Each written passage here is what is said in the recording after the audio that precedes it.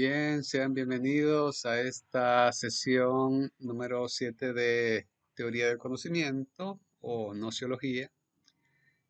En esta ocasión, vamos a dar continuidad con el cuarto problema del conocimiento, que serían las fuentes del conocimiento. Es decir, de dónde se origina el conocimiento. Tenemos cuatro propuestas, que sería la experiencia externa, la experiencia interna, la razón, la autoridad.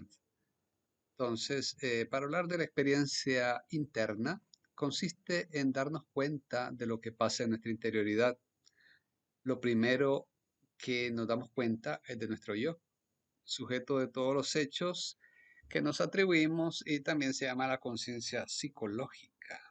Esta experiencia constituye una certeza primaria en nuestro interior y que ocurre realmente sobre lo que nosotros experimentamos. Ahora bien, aquí surgen algunas preguntas y que, por cierto, pues están aquí eh, subrayadas. ¿Qué es interioridad? ¿Qué es eso de nuestro yo? Y si hablamos por allá, que decía conciencia psicológica, ¿habrá otro tipo de conciencia? Bueno, entonces nuestra interioridad, pues es ese darnos cuenta interno de lo que nosotros tenemos y sentimos interiormente, y nuestro yo, pues esa referencia a ese darnos cuenta de que somos nosotros los que estamos pensando, sintiendo, creyendo, y que realmente así es. Es decir, tener esa certeza de que tenemos una conciencia. Por eso hablo aquí de conciencia psicológica. Veamos algunos tipos de conciencia en este sentido, ¿no? Tenemos la conciencia individual, primeramente. Por esta conciencia, la persona establece qué cosa es lo bueno y lo malo para sí, y puede crear y dirigir su propio plan de vida, poniendo en marcha el instinto de supervivencia. Esa es la conciencia individual. Hay una conciencia social. Esta conciencia social tiene que ver sobre el resto de la comunidad. Por medio de esta conciencia, las personas establecen aquello que es bueno o malo para la comunidad como un todo, y se pone en marcha el instinto de protección. Entonces, así como en la conciencia individual nos damos cuenta de que algo puede ser bueno o malo para mí, también podemos darnos cuenta de que hay cosas que pueden ser buenas o malas para la sociedad. De ahí surge el concepto de bien común, ¿ya? Es decir, de aquellas cosas de las cuales todos disfrutamos y nos damos cuenta de que son buenas, ¿ya? Y nadie es dueña de eso. Por ejemplo, el aire que respiramos, ¿ya? Es una forma de bien común. Entonces, por eso, aquellas cosas que atentan al bien común, como los contaminantes, el humo, el smog, tienen que ser controlados porque forman parte de un atentado contra el bien común. Entonces, pero darnos cuenta de que hay cosas buenas o malas para la sociedad forma parte de tener esa conciencia. La conciencia emocional, por su parte, es esa conciencia sobre el propio estado de las emociones. Ya nosotros tenemos esa capacidad de podernos dar cuenta de cómo nos sentimos, ¿ya? Tiene que ver con el estado de ánimo, los sentimientos y las reacciones frente a todo lo que pasa. Tenemos la conciencia temporal. Esta conciencia que tiene el individuo es sobre el paso del tiempo, ya en el ambiente que lo rodea.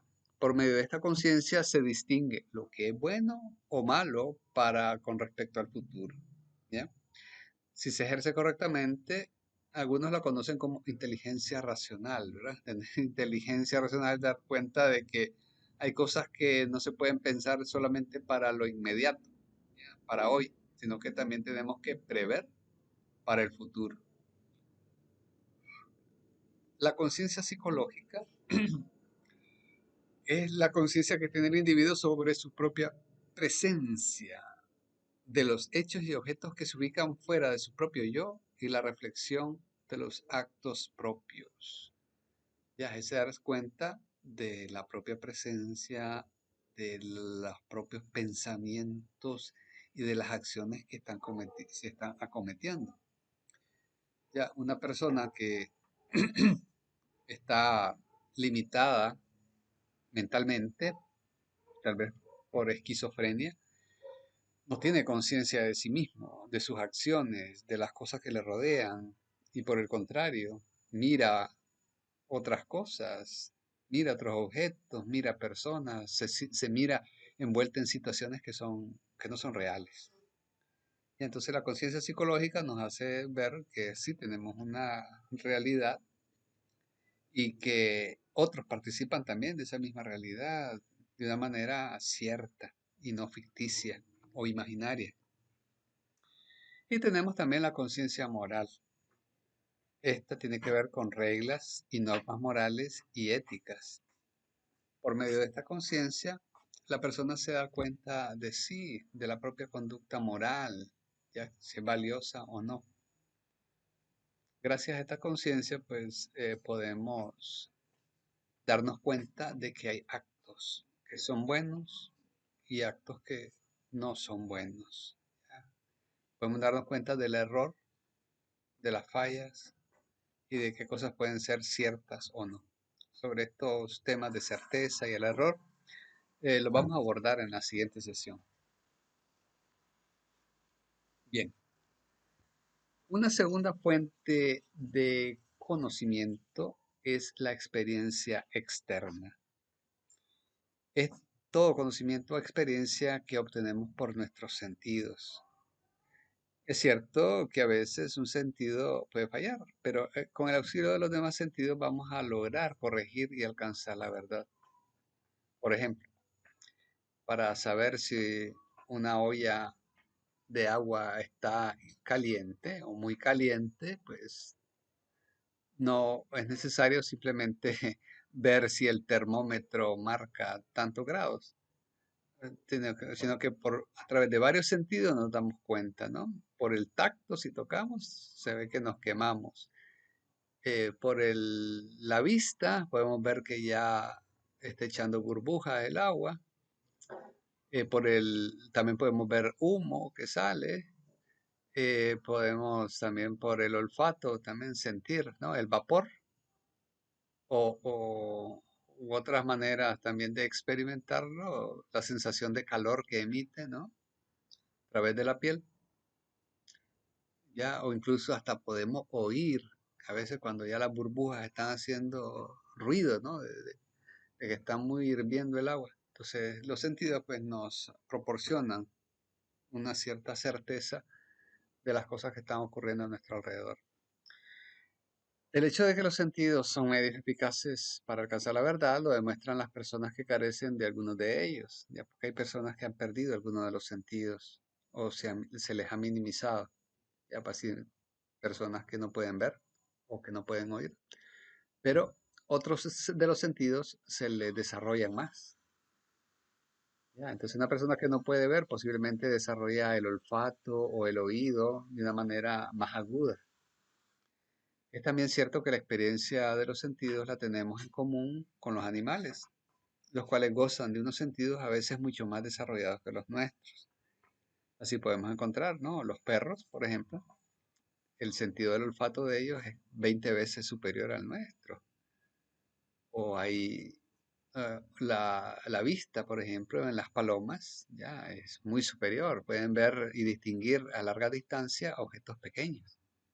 Y así otras aves también, ¿no? Como el águila, se pueden distinguir.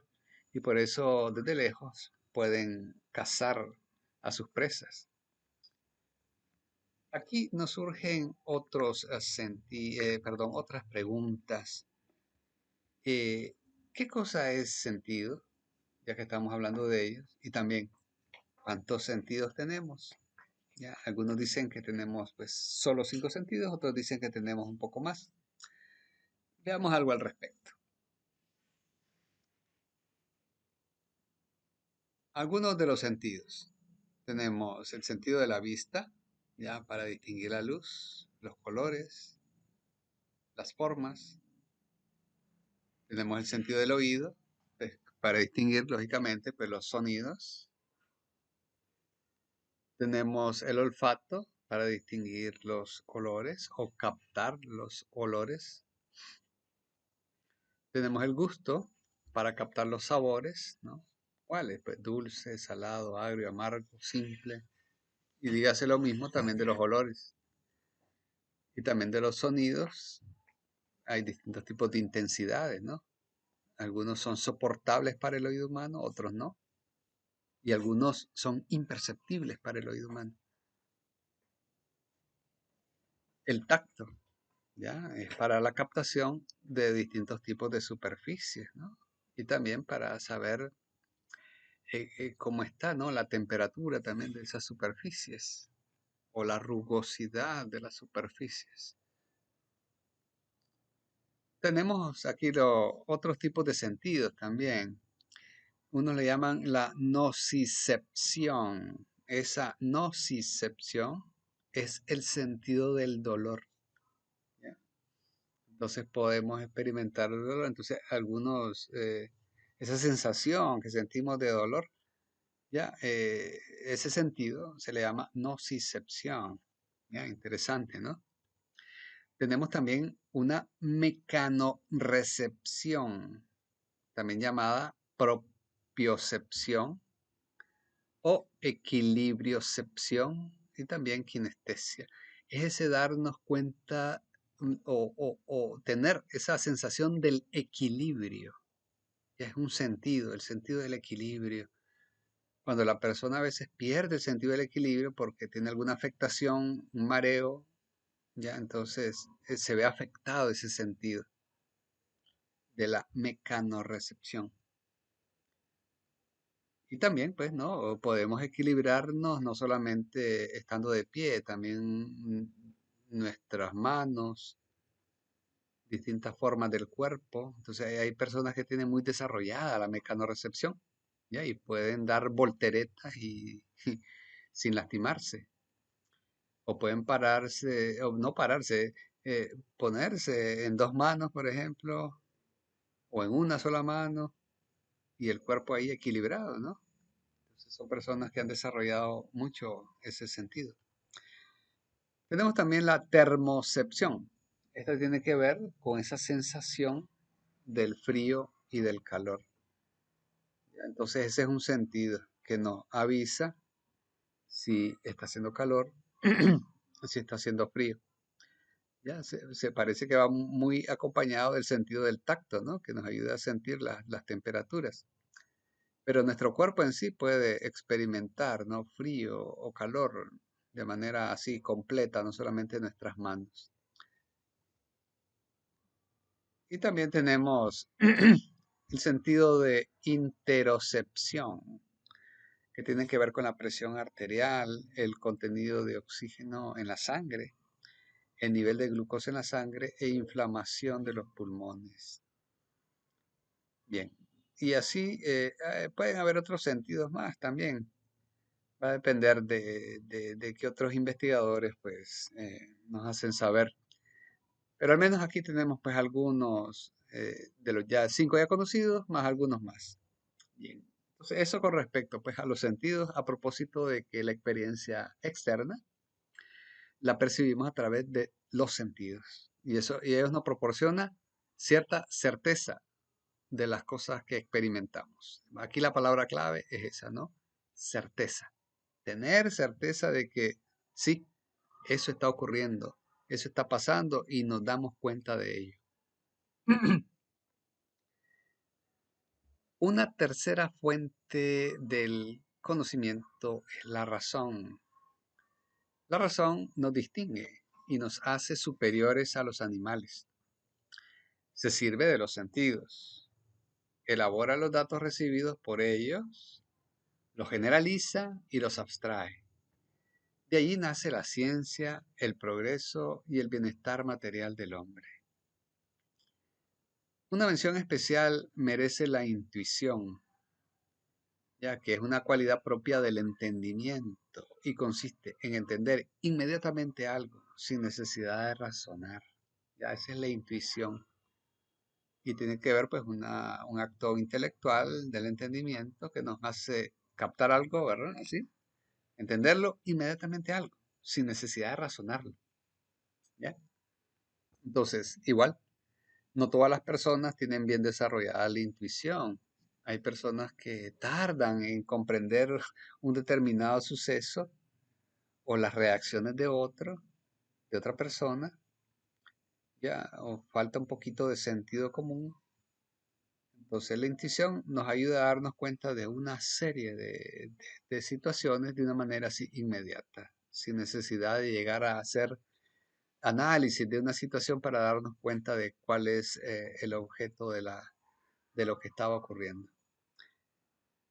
Ahora bien, ciertos conocimientos no necesitan de razonamiento para ser captados por la mente, sino que se adquieren instantáneamente. Aquí pues donde interviene la intuición. Como ciertas experiencias internas, las sensaciones simples, por ejemplo, o darnos cuenta de ciertos principios lógicos, ya no requieren de mucho razonamiento. Con respecto a las sensaciones simples, bueno, si está de día, por ejemplo, y hay luz, inmediatamente nos damos cuenta a través de la vista, ya damos cuenta de que ya amaneció, o que ya, o está de noche aún, ya. O los principios lógicos, ¿verdad? Hay un principio que dice que dos cosas no pueden ocupar a la vez el mismo lugar o el mismo espacio. Ya, dos cosas no pueden estar a la misma vez en el mismo lugar, ocupando el mismo espacio. Ese es un principio lógico y eso no necesita un razonamiento, un análisis, ¿verdad? Ok. Surgen también pues algunas preguntas, ¿no? A propósito de esto, ¿no? ¿Qué es la intuición? ¿Qué es el entendimiento? Veamos qué dicen algunas definiciones. En el caso del entendimiento, se tiene que es la facultad de la mente que permite aprender, entender, razonar, tomar decisiones y formarse una idea determinada de la realidad. Ese es el entendimiento. Tiene que ver con entender, ¿verdad? Entender.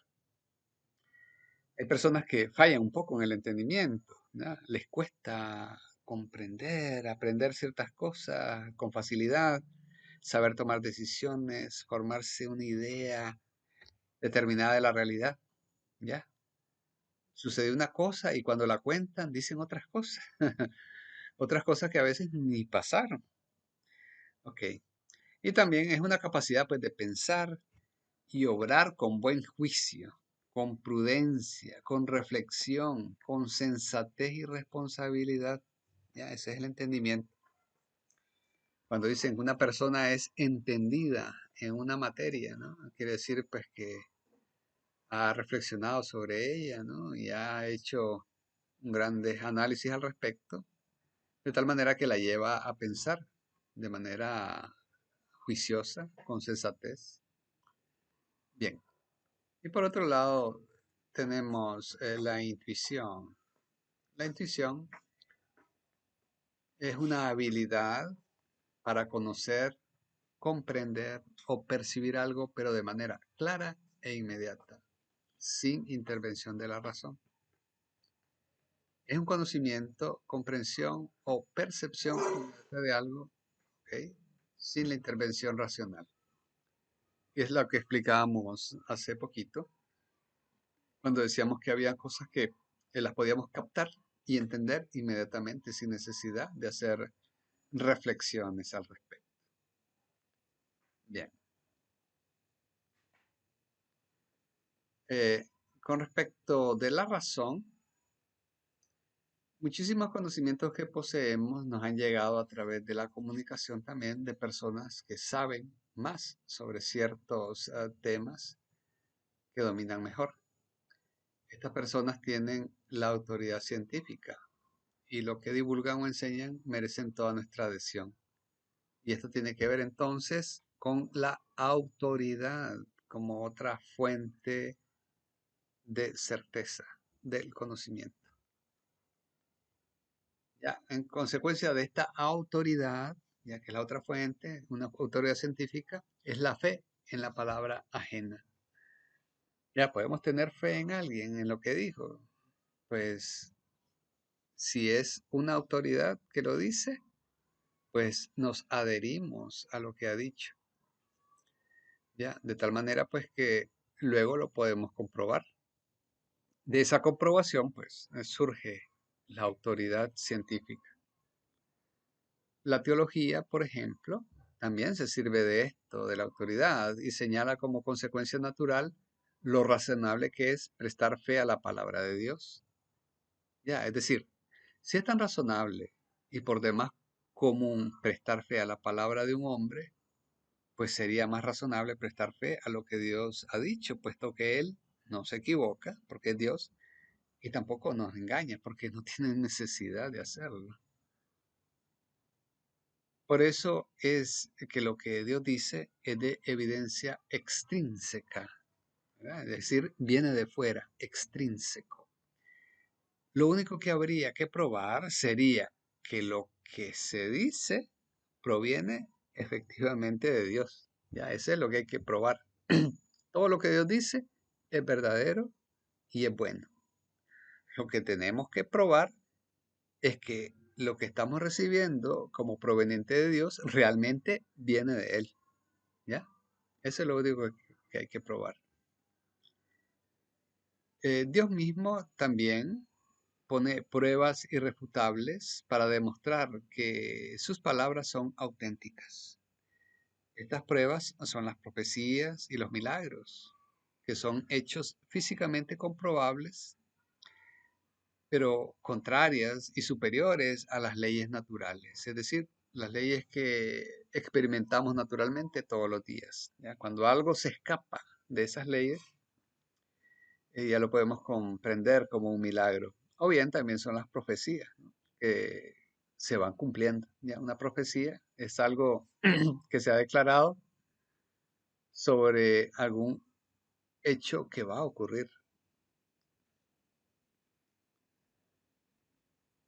Ok, entonces estos son los cuatro puentes del conocimiento: la experiencia interna, la experiencia externa, la razón y este último que es la autoridad.